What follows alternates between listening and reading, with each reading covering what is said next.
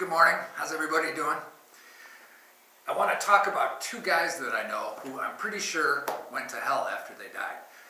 I'm like you. I keep a list of people whose salvation I am standing for. And both of these people were on my list. And I knew these people pretty well before they died.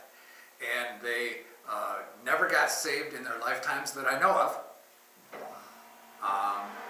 I guess I will point out that sometimes people are saved and you don't know, but a lot of times you do have a sense of this.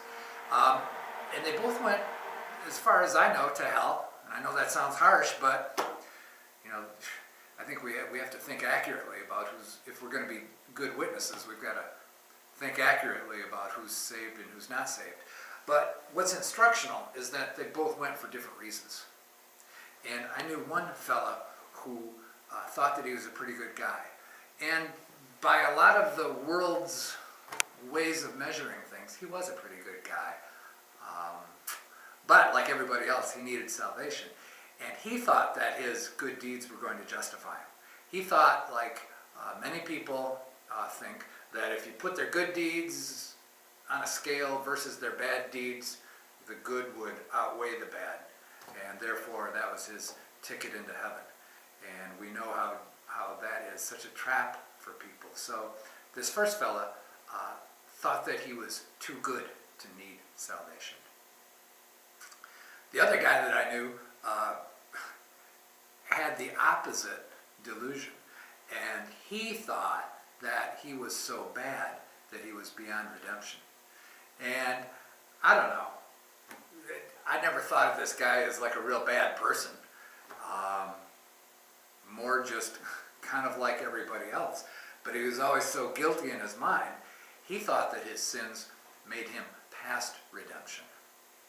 So over here on the one hand, you've got this guy that thinks that he's too good to need salvation.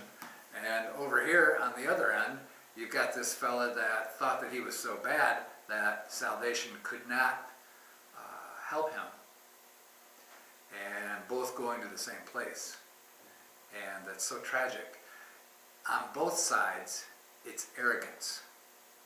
Because those of us who have come to salvation have humbled ourselves and said, I don't care how I feel about my good deeds and my bad deeds. I care about what God says about my sinfulness. And because I take his view rather than my own, he says that I need a Savior, therefore I do. And to accept our King, that kind of humility is required. Now, if you think about the people who you're standing for, I think you've probably got people that are in both those camps just like I do. And I think it's good to understand what a trip and a track, what a trap and a trick it is for people.